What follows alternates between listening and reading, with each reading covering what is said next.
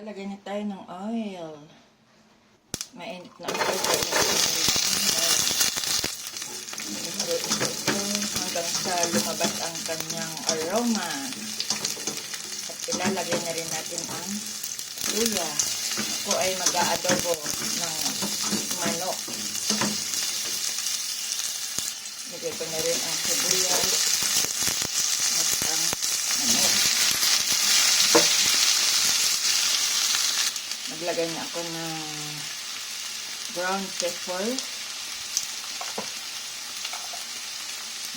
salt, chicken cube, ang soy.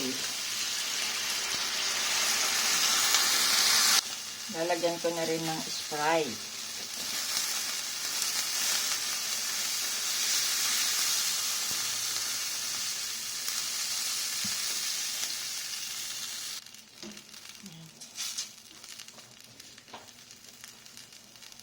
Tatakman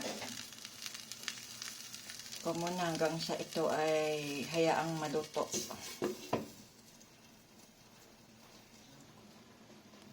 I-check na natin kung luto na ito.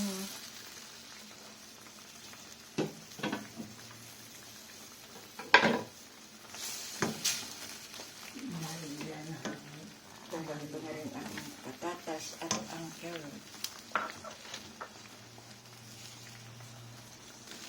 Maglagay ako ng konting vinegar rice.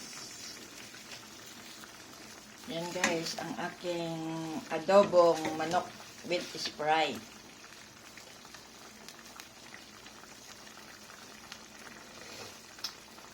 Sarap.